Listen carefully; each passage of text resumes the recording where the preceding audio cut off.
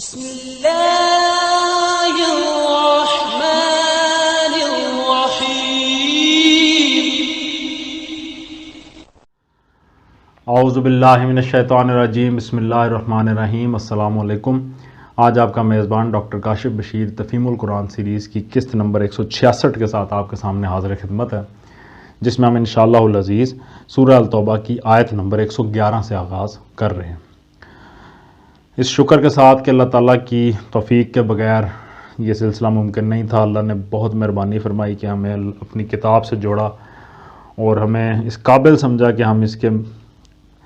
مطالب پہ غور کرنے والے بنے۔ اللہ سے مزید دعا ہے کہ اللہ تعالیٰ اپنی توفیق سے نوازے، ہمارا پڑھنا اور آپ کا سننا قبول فرمائے، اس سلسلے کو ہماری مغفرت کا سبب بنا دے اور اس کی برکت سے ہماری زندگیوں میں مثبت تبدیلیاں رونما ہوں۔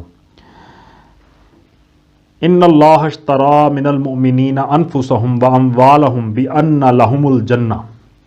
یقاتلون فی سبیل اللہ فیقتلون ویقتلون وعدا علیہ حقا فی التوراۃ والانجیل والقرآن ومن اوفی بعہدہ من اللہ فاستبشروا ببیعکم الذی بایعتم بہ وذلک هو الفوز العظیم۔ ترجمہ: حقیقت یہ ہے کہ اللہ نے مومنوں سے ان کے نفس اور ان کے مال جنت کے بدلے خرید لیے ہیں۔ وہ اللہ کی راہ میں لڑتے اور مارتے اور مرتے ہیں۔ ان سے جنت کا وعدہ اللہ کے ذمے ایک پختہ وعدہ ہے تورات اور انجیل اور قرآن میں۔ اور کون ہے جو اللہ سے بڑھ کر اپنے عہد کا پورا کرنے والا ہو؟ بس خوشیاں مناؤ اپنے اس سودے پر جو تم نے خدا سے چکا لیا ہے، یہی سب سے بڑی کامیابی ہے۔ آیت کے پہلے حصے میں آیا کہ حقیقت یہ ہے کہ اللہ نے مومنوں سے ان کے نفس اور ان کے مال جنت کے بدلے خرید لیے ہیں۔ تفسیر میں آتا ہے کہ یہاں ایمان کے اس معاملے کو جو خدا اور بندے کے درمیان طے ہوتا ہے بیع سے تعبیر کیا گیا۔ لفظ جو آیت میں آیا ہے وہ بیع کا لفظ آیا ہے۔ اس کے معنی یہ ہیں کہ ایمان محض ایک مابعد الطبیعیاتی عقیدہ نہیں ہے، یعنی صرف فزیکل عقیدہ یا کانٹریکٹ نہیں ہے، بلکہ فی الواقع وہ ایک معاہدہ ہے جس کی روح سے بندہ اپنا نفس اور اپنا مال خدا کے ہاتھ فروخت کر دیتا ہے۔ معاف کیجیے گا۔ اور اس کے معاوضے میں خدا کی طرف سے اس وعدے کو قبول کر لیتا ہے کہ مرنے کے بعد دوسری زندگی میں وہ اسے جنت عطا کرے گا۔ اس اہم مضمون کے مضمرات کو سمجھنے کے لیے ضروری ہے کہ سب سے پہلے اس بیع کی حقیقت کو اچھی طرح ذہن نشین کر لیا جائے۔ جہاں تک اصل حقیقت کا تعلق ہے اس کے لحاظ سے تو انسان کی جان و مال کا مالک اللہ تعالیٰ ہی ہے، کیونکہ وہی اس کا اور ان ساری چیزوں کا خالق ہے جو اس کے پاس ہیں، یعنی جو بندے کے پاس جو کچھ ہے وہ ان کا بھی مالک ہے، ان کا بھی خالق ہے اور بندے کا بھی خالق مالک ہے، اور اسی نے وہ سب کچھ اسے بخشا ہے جس پر وہ تصرف کر رہا ہے۔ لہٰذا اس حیثیت سے تو خرید و فروخت کا کوئی سوال پیدا ہی نہیں ہوتا۔ نہ انسان کا اپنا کچھ ہے کہ وہ اس کو بیچے، نہ کوئی چیز خدا کی ملکیت سے خارج ہے کہ وہ اسے خریدے، لیکن ایک چیز انسان کے اندر ایسی ہے جسے اللہ تعالیٰ نے کلیتاً اس کے حوالے کر دیا ہے، اور وہ ہے اس کا اختیار، یعنی اس کا اپنا انتخاب اور ارادہ، اور اس انتخاب میں اس کا آزاد ہونا، یعنی free will and freedom of choice. اس اختیار کی بنا پر حقیقت نفس الامری تو نہیں بدلتی، مگر انسان کو اس امر کی خود مختاری حاصل ہو جاتی ہے کہ چاہے تو حقیقت کو تسلیم کرے ورنہ انکار کر دے۔ بالفاظ دیگر اس اختیار کے معنی یہ نہیں ہے کہ انسان فی الحقیقت اپنے نفس کا اور اپنے ذہن و جسم کی قوتوں کا اور ان اقتدارات کا جو اسے دنیا میں حاصل ہیں مالک ہو گیا ہے، اور اسے یہ حق مل گیا ہے کہ ان چیزوں کو جس طرح چاہے استعمال کرے، بلکہ اس کے معنی صرف یہ ہے کہ اسے اس امر کی آزادی دے دی گئی ہے کہ خدا کی طرف سے کسی جبر کے بغیر وہ خود ہی اپنی ذات پر اور اپنی ہر چیز پر خدا کے حقوق مالکانہ کو تسلیم کر لے۔ اگر کرنا چاہے، تسلیم کرنا چاہے تو کرے، ورنہ آپ ہی اپنا مالک بنا بیٹھا رہے، اور اپنے ذوم میں یہ خیال کر لے کہ خدا سے بے نیاز ہو کر اپنے حدود اختیار میں اپنے حسب منشا تصرف کرنے کا حق رکھتا ہے۔ یہی وہ مقام ہے جہاں سے بیع کا سوال پیدا ہوتا ہے۔ دراصل یہ بیع اس معنی میں نہیں ہے کہ جو چیز انسان کی ہے خدا اسے خریدنا چاہتا ہے، بلکہ اس معاملے کی صحیح نوعیت یہ ہے کہ جو چیز خدا کی ہے اور جسے اس نے امانت کے طور پر انسان کے حوالے کیا ہے اور جس میں امین رہنے یا خائن بن جانے کی آزادی اس نے انسان کو دے رکھی ہے، اس کے بارے میں وہ انسان سے مطالبہ کرتا ہے کہ تو برضا اور رغبت نہ کہ بمجبوری میری چیز کو میری ہی چیز مان لے، اور زندگی بھر اس میں خود مختار مالک کی حیثیت سے نہیں بلکہ امین ہونے کی حیثیت سے تصرف کرے، اور خیانت کی جو آزادی تجھے میں نے دی ہے اس سے خود بخود دستبردار ہو جائے۔ اس طرح اگر تو دنیا کی موجودہ عارضی زندگی میں اپنی خود مختاری کو جو تیری حاصل کردہ نہیں بلکہ میری عطا کردہ ہے میرے ہاتھ فروخت کر دے گا تو میں تجھے بعد کی جاودانی زندگی میں اس کی قیمت بصورت جنت ادا کروں گا۔ جو انسان خدا کے ساتھ بیع کا یہ معاملہ طے کر لے وہ مومن ہے، اور ایمان دراصل اسی بیع کا دوسرا نام ہے۔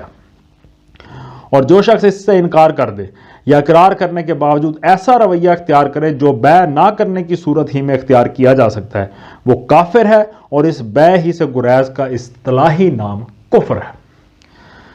بیع کی اس حقیقت کو سمجھ لینے کے بعد اب ہم اس کے تضمنات کا تجزیہ کرتے ہیں۔ نمبر 1، اس معاملے میں اللہ تعالیٰ نے انسان کو 2 بہت بڑی آزمائشوں میں ڈالا ہے۔ پہلی آزمائش اس امر کی کہ آزاد چھوڑ دیے جانے پر یہ اتنی شرافت دکھاتا ہے یا نہیں کہ مالک ہی کو مالک سمجھے اور نمک حرامی و بغاوت پر نہ اتر آئے۔ دوسری آزمائش اس امر کی کہ یہ اپنے خدا پر اتنا اعتماد کرتا ہے یا نہیں کہ جو قیمت آج نقد نہیں مل رہی ہے بلکہ مرنے کے بعد دوسری زندگی میں جس کے ادا کرنے کا خدا کی طرف سے وعدہ ہے اس کے عوض اپنی آج کی خود مختاری اور اس کے مزے بیچ دینے پر بخوشی راضی ہو جائے۔ یہ 2 آزمائشیں۔ نمبر 2، دنیا میں جس فقہی قانون پر اسلامی سوسائٹی بنتی ہے، جو فقہ ہے، اس کی روح سے تو ایمان بس چند عقائد کے اقرار کا نام ہے، جس کے بعد کوئی قاضی شرع کسی کے غیر مومن یا خارج از ملت ہونے کا حکم نہیں لگا سکتا جب تک اس امر کا کوئی صریح ثبوت اسے نہ مل جائے کہ وہ اپنے اقرار میں جھوٹا ہے۔ لیکن خدا کے ہاں جو ایمان معتبر ہے اس کی حقیقت یہ ہے کہ بندہ خیال اور عمل دونوں میں اپنی آزادی و خود مختاری کو خدا کے ہاتھ بیچ دے اور اس کے حق میں اپنے دعائے ملکیت سے کلیتاً دستبردار ہو جائے۔ پس اگر کوئی شخص کلمہ اسلام کا اقرار کرتا ہو اور صوم و صلات وغیرہ احکام کا بھی پابند ہو، لیکن اپنے جسم و جان کا، اپنے دل و دماغ اور بدن کی قوتوں کا، اپنے مال اور وسائل و ذرائع کا اور اپنے قبضہ و اختیار کی ساری چیزوں کا مالک اپنے آپ ہی کو اگر سمجھتا ہے اور ان میں اپنے حسب منشا تصرف کرنے کی آزادی اپنے لیے محفوظ رکھتا ہو، تو ہو سکتا ہے کہ دنیا میں وہ مومن سمجھا جاتا رہا ہو، لیکن خدا کے ہاں یقیناً وہ غیر مومن ہی قرار پائے گا، کیونکہ اس نے خدا کے ساتھ وہ بیع کا معاملہ سرے سے کیا ہی نہیں، جو قرآن کی روح سے ایمان کی اصل حقیقت ہے۔ جہاں خدا کی مرضی ہو وہاں جان و مال کھپانے سے دریغ نہ کرنا، ڈرے اس سے، اور جہاں اس کی مرضی نہ ہو وہاں جان و مال کھپا دے۔ یہ دونوں طرز عمل ایسے ہیں جو اس بات کا قطعی فیصلہ کر دیتے ہیں کہ مدعی ایمان نے یا تو جان و مال کو خدا کے ہاتھ بیچا نہیں ہے، یا بیع کا معاہدہ کر لینے کے بعد بھی وہ بیچی ہوئی چیز کو بدستور اپنی سمجھ رہا ہے۔ نمبر 3، ایمان کی یہ حقیقت اسلامی رویہ زندگی اور کافرانہ رویہ زندگی کو شروع سے آخر تک بالکل ایک دوسرے سے جدا کر دیتی ہے۔ اس میں بیچ کا رستہ کوئی نہیں ہے۔ مسلم جو صحیح معنی میں خدا پر ایمان لایا ہو، اپنی زندگی کے ہر شعبے میں خدا کی مرضی کا تابع بن کر کام کرتا ہے اور اس کی رویہ میں کسی جگہ بھی خود مختاری کا رنگ نہیں آنے پاتا، الا یہ کہ عارضی طور پر کسی وقت اس پر غفلت طاری ہو جائے اور وہ خدا کے ساتھ اپنے معاہدہ بیع کو بھول کر کوئی خود مختارانہ حرکت کر بیٹھے۔ اسی طرح جو گروہ اہل ایمان سے مرکب ہو وہ اجتماعی طور پر بھی کوئی پالیسی، کوئی سیاست، کوئی طرز تمدن و تہذیب، کوئی طریقہ معیشت و معاشرت اور کوئی بین الاقوامی رویہ خدا کی مرضی اور اس کے قانون شرعی کی پابندی سے آزاد ہو کر اختیار نہیں کر سکتا، اور اگر کسی عارضی غفلت کی بنا پر اختیار کر بھی جائے تو جس وقت اسے تنبہ ہوگا اسی وقت وہ آزادی کا رویہ چھوڑ کر بندگی کے رویے کی طرف پلٹ آئے گا۔ خدا سے آزاد ہو کر کام کرنا اور اپنے نفس یا متعلقات نفس کے بارے میں خود یہ فیصلہ کرنے کہ ہم کیا کریں، ہم کیا کریں اور کیا نہ کریں، بہرحال ایک کافرانہ رویہ زندگی ہے، خواہ اس پر چلنے والے لوگ مسلمان کے نام سے موسوم ہوں یا غیر مسلم کے نام سے۔ یہ اتنا باریک معاملہ ہے۔ نمبر 4، اس بیع کی روح سے خدا کی جس مرضی کا اتباع آدمی پر لازم آتا ہے وہ آدمی کی اپنی تجویز کردہ مرضی نہیں، بلکہ وہ مرضی ہے جو خدا خود بتائے۔ اپنے آپ کسی چیز کو خدا کی مرضی ٹھہرا لینا اور اس کا اتباع کرنا خدا کی مرضی کا نہیں بلکہ اپنی ہی مرضی کا اتباع ہے، اور یہ معاہدہ بیع کا قطعی خلاف ہے۔ خدا کے ساتھ اپنے معاہدے پر صرف وہی شخص اور وہی گروہ قائم سمجھا جائے گا جو اپنا پورا رویہ زندگی خدا کی کتاب اور اس کے پیغمبر کی ہدایت سے اخذ کرتا ہو۔ ہر موقع پہ، ہر وقت، ہر معاملہ پہ جس پہ اختیار ہے اس پہ اللہ کی کتاب اور اللہ کے پیغمبر کی ہدایات سے رہنمائی لینا ضروری ہے۔ یہ اس بیع کے تضمنات ہیں، اور ان کو سمجھ لینے کے بعد یہ بات بھی خود بخود سمجھ میں آ جاتی ہے کہ اس خرید و فروخت کا معاملے میں قیمت یعنی جنت کی موجودہ دنیاوی زندگی کے خاتمے پر کیوں مؤخر کیا گیا ہے۔ ظاہر ہے کہ جنت صرف اس انقرار کا معاوضہ نہیں ہے کہ بائع نے اپنے نفس و مال خدا کے ہاتھ بیچ دیا، بلکہ وہ اس عمل کا معاوضہ ہے کہ بائع اپنی دنیاوی زندگی میں اس بیچی ہوئی چیز پر خود مختارانہ تصرف چھوڑ دے اور خدا کا امین بن کر اس کی مرضی کے مطابق تصرف کرے۔ لہٰذا یہ فروخت مکمل ہی اس وقت ہوگی جب کہ بائع کی دنیاوی زندگی ختم ہو جائے گی اور فی الواقع یہ ثابت ہو کہ اس نے معاہدہ بیع کرنے کے بعد اپنی دنیاوی زندگی کے آخری لمحے تک بیع کی شرائط پوری کی ہیں۔ اس سے پہلے وہ عذروِ انصاف قیمت پانے کا مستحق نہیں ہو سکتا۔ ان امور کی توضیح کے ساتھ یہ بھی جان لینا چاہیے کہ اس سلسلہ بیان میں یہ مضمون کس مناسبت سے آیا ہے۔ اوپر سے جو سلسلہ تقریر چل رہا تھا اس میں ان لوگوں کا ذکر تھا جنہوں نے ایمان لانے کا اقرار کیا تھا، مگر جب امتحان کا نازک موقع آیا تو ان میں سے بعض نے تساہل کی بنا پر، بعض نے اخلاص کی کمی کی وجہ سے اور بعض نے قطعی منافقت کی راہ سے خدا اور اس کے دین کی خاطر اپنے وقت، اپنے مال، اپنے مفاد اور اپنی جان کو قربان کرنے میں دریغ کیا۔ لہٰذا ان مختلف اشخاص اور طبقوں کے رویوں پر تنقید کرنے کے بعد اب ان کو صاف صاف بتایا جا رہا ہے کہ وہ ایمان جس کو قبول کرنے کا تم نے اقرار کیا ہے محض یہ مان لینے کا نام نہیں ہے کہ خدا ہے اور وہ ایک ہے، بلکہ دراصل وہ اس امر کا اقرار ہے کہ خدا ہی تمہارے نفس اور تمہارے مال کا مالک ہے۔ بس یہ اقرار کرنے کے بعد اگر تم اس نفس و مال کو خدا کے حکم پر قربان کرنے سے جی چراتے ہو اور دوسری طرف اپنے نفس کی قوتوں کو اور اپنے ذرائع کو خدا کے منشا کے خلاف استعمال کرتے ہو تو یہ اس بات کی دلیل ہے کہ تم اپنے اقرار میں جھوٹے ہو۔ سچے اہل ایمان صرف وہ لوگ ہیں جو واقعی اپنا نفس و مال خدا کے ہاتھ بیچ چکے ہیں اور اسی کو ان چیزوں کا مالک سمجھتے ہیں۔ جہاں اس کا حکم ہوتا ہے وہاں انہیں بے دریغ قربان کرتے ہیں، اور جہاں اس کا حکم نہیں ہوتا وہاں نفس کی طاقتوں کا کوئی ادنا سا جز اور مالی ذرائع کا کوئی ذرا سا حصہ بھی خرچ کرنے کے لیے تیار نہیں ہوتے۔ ساتھ ہی اس آیت میں یہ بھی کہہ دیا گیا وہ اللہ کی راہ میں لڑتے اور مارتے اور مرتے ہیں، یعنی وہ مومنین جنہوں نے یہ کانٹریکٹ کر لیا ہے، ان سے جنت کا وعدہ اللہ کے ذمے ایک پختہ وعدہ ہے تورات اور انجیل اور قرآن میں۔ اس کی تفسیر میں ہے کہ اس امر پر بہت اعتراضات کیے گئے ہیں کہ جس وعدے کا یہاں ذکر ہے وہ تورات اور انجیل میں موجود نہیں ہے، مگر جہاں تک انجیل کا تعلق ہے یہ اعتراضات بے بنیاد ہیں۔ جو اناجیل اس وقت دنیا میں موجود ہیں ان میں حضرت مسیح علیہ السلام کے متعدد اقوال ہم کو ایسے ملتے ہیں جو اس آیت کے ہم مانی ہیں۔ مثلا مبارک ہیں وہ جو راست بازی کے سبب ستائے گئے ہیں کیونکہ آسمان کی بادشاہت انہی کی ہے۔ ریفرنس ہے متی باب نمبر 5 آیت نمبر 10۔ جو کوئی اپنی جان بچاتا ہے اسے کھوئے گا، اور جو کوئی میری سبب اپنی جان کھوتا ہے اسے بچائے گا۔ یہ بھی متی میں آیا باب نمبر 10 میں آیت نمبر 39۔ جس کسی نے گھروں یا بھائیوں یا بہنوں یا باپ یا ماں یا بچوں یا کھیتوں کو میرے نام کی خاطر چھوڑ دیا ہے اس کو 100 گنا ملے گا اور ہمیشہ کی زندگی کا وارث ہوگا، ہمیشہ کی زندگی کا وارث ہوگا۔ یہ بھی متی میں ہے باب نمبر 19 آیت نمبر 29 میں۔ البتہ تورات جس صورت میں اس وقت موجود ہے اس میں بلا شبہ یہ مضمون نہیں ملتا، اور یہی مضمون کیا وہ تو حیات بعد الموت اور یوم الحساب اور اخروی جزا و سزا کے تصور ہی سے خالی ہے۔ حالانکہ یہ عقیدہ ہمیشہ سے دین حق کا جزو رہا ہے، لیکن موجودہ تورات میں اس مضمون کے نہ پائے جانے سے یہ نتیجہ نکالنا درست نہیں ہے کہ واقعی تورات اس سے خالی تھی۔ حقیقت یہ ہے کہ یہود اپنے زمانہ تنزل میں کچھ ایسے مادہ پرست اور دنیا کے خوشحال دنیا کی خوشحالی کے بھوکے ہو گئے تھے کہ ان کے نزدیک نعمت اور انعام کے کوئی معنی اس کے سوا نہ رہے تھے کہ وہ اسی دنیا میں حاصل ہو۔ اسی لیے کتاب الہی میں بندگی اور اطاعت کے بدلے جن جن انعامات کے وعدے ان سے کیے گئے تھے ان سب کو وہ دنیا ہی میں اتار لائے، اور جنت کی ہر تاریخ کو انہوں نے فلسطین کی سرزمین پر چسپاں کر دیا جس کے وہ امیدوار تھے۔ مثال کے طور پر تورات میں متعدد مقامات پر ہم کو یہ مضمون ملتا ہے: سن اے اسرائیل، خداوند ہمارا خدا ایک ہی خداوند ہے، تو اپنے سارے دل اور اپنی ساری جان اور اپنی ساری طاقت سے خداوند اپنے خدا سے محبت کر۔ اور پھر آتا ہے کہ اس کا ریفرنس ہے استثناء باب نمبر 6 آیت نمبر 4 اور 5۔ مزید آتا ہے: کیا وہ تمہارا باپ نہیں جس نے تم کو خریدا ہے؟ اسی نے تم کو بنایا اور قیام بخشا۔ یہ بھی استثناء میں ہے باب نمبر 32 میں آیت نمبر 6۔ لیکن اس تعلق باللہ کو، اب یہ اس کو ایکسپلین کر رہے ہیں کہ لیکن اس تعلق باللہ کو جو ان دو آیتوں میں بتایا گیا کہ جو جز بیان ہوئی ہے،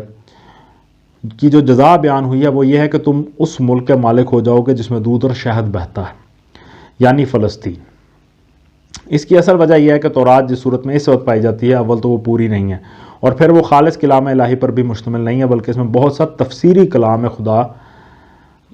کلام موجود ہے جو کہ خدا کے کلام کے ساتھ ساتھ شامل کر دیا گیا ہے۔ اس کے اندر یہودیوں کی قومی روایات، ان کے نسلی تعصبات، ان کے اوہام، ان کی آرزوؤں اور تمناؤں، ان کی غلط فہمیوں اور ان کے فقہی اجتہادات کا ایک بڑا حصہ ہے، اور ایک ہی سلسلہ ہے عبادت میں کلام الہی کے ساتھ کچھ اس طرح رل مل گیا ہے کہ اکثر مقامات پر اصل کلام کو ان زوائد سے ممیز کرنا قطعی غیر ممکن ہو جاتا ہے۔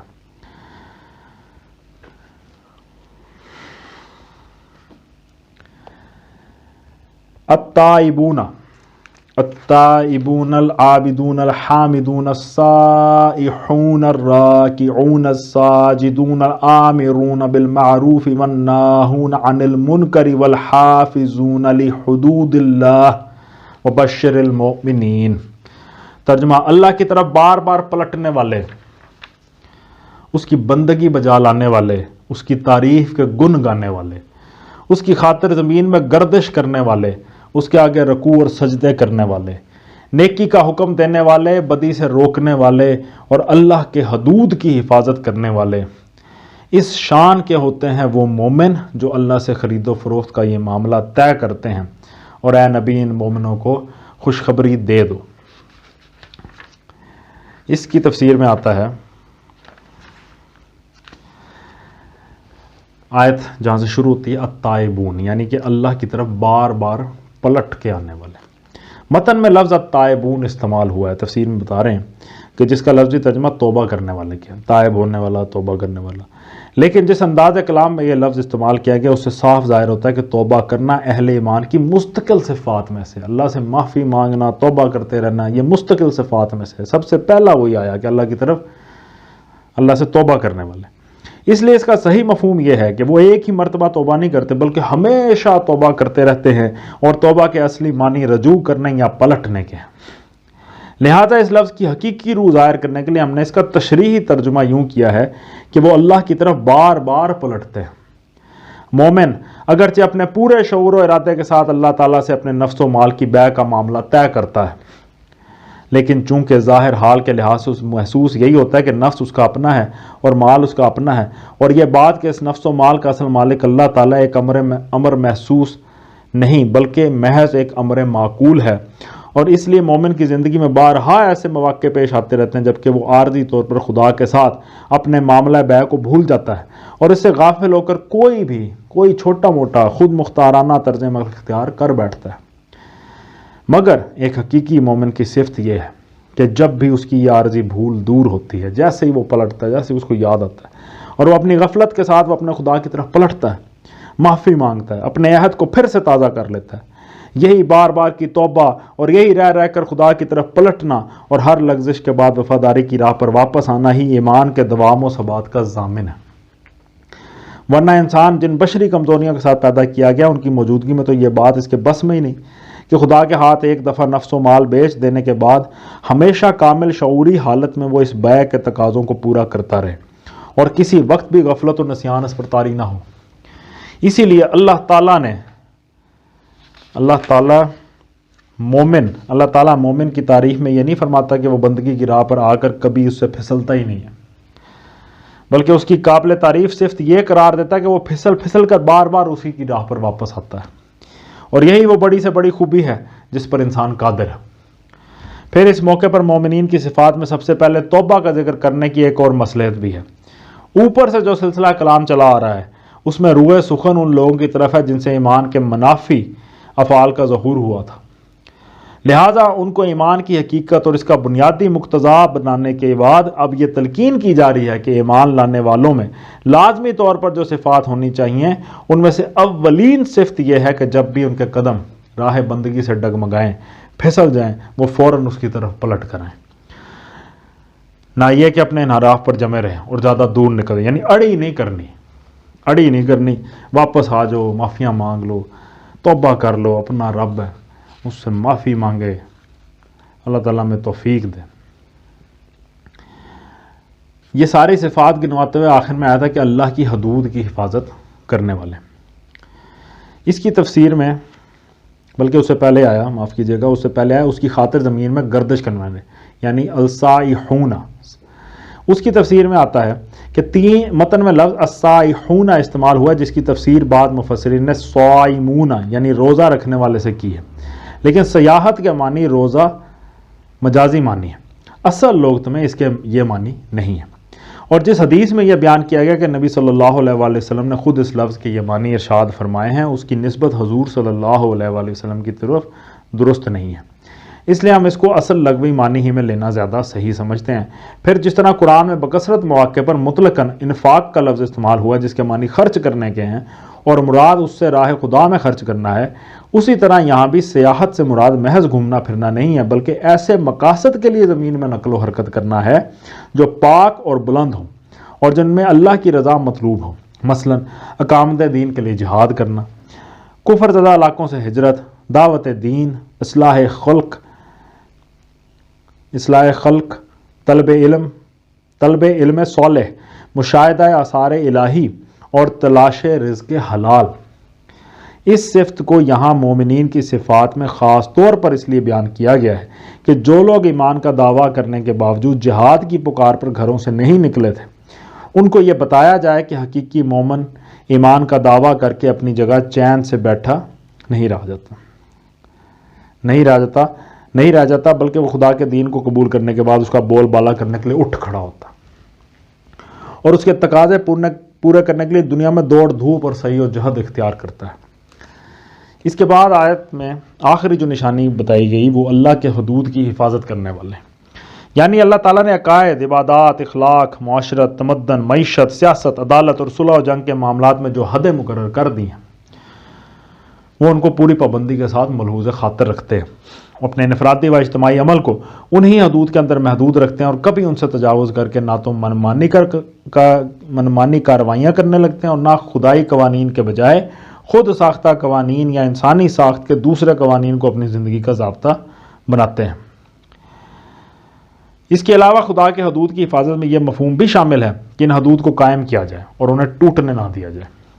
لہٰذا سچے اہل ایمان کی تعریف صرف اتنی ہی نہیں کہ وہ خود حدود اللہ کی پابندی کریں، بلکہ مزید برآں ان کی یہ صفت بھی ہے کہ وہ دنیا میں اللہ کی مقرر کردہ حدود کو قائم کرنے کی کوشش کرتے ہیں اور ان کی نگہبانی کرتے ہیں اور اپنا پورا زور اس سعی میں لگا دیتے ہیں کہ یہ حدیں ٹوٹنے نہ پائیں۔ صدق اللہ العلی العظیم۔ الحمدللہ آج ہم نے سورہ التوبہ کی آیت نمبر 112 تک کا ترجمہ اور تفسیر پر غور کرنے کی کوشش کی ہے۔ اللہ تعالیٰ سے دعا ہے کہ اللہ تعالیٰ ہمارے اندر بھی یہ توبہ کرنے کا جذبہ عادت بنا دے اور ہمیں اپنے سیدھے رستے پہ چلنے والا بنا دے، ہم سے راضی ہو جائے، ہمارے عمل قبول فرما لے، جو کچھ چھوٹے موٹے ہمارے نیک عمل ہوتے ہیں اللہ تعالیٰ ان کو قبول فرمائے، زیادہ سے زیادہ نیکیاں کرنے کی توفیق عطا فرمائے، برائیوں سے بچنے کی توفیق عطا فرمائے، برائیوں سے روکنے کی توفیق عطا فرمائے۔ انہی دعاؤں کے ساتھ آپ سے اجازت چاہیں گے۔ اپنا بہت خیال رکھیں۔ آپ لوگوں کا بہت بہت شکریہ۔ اللہ حافظ۔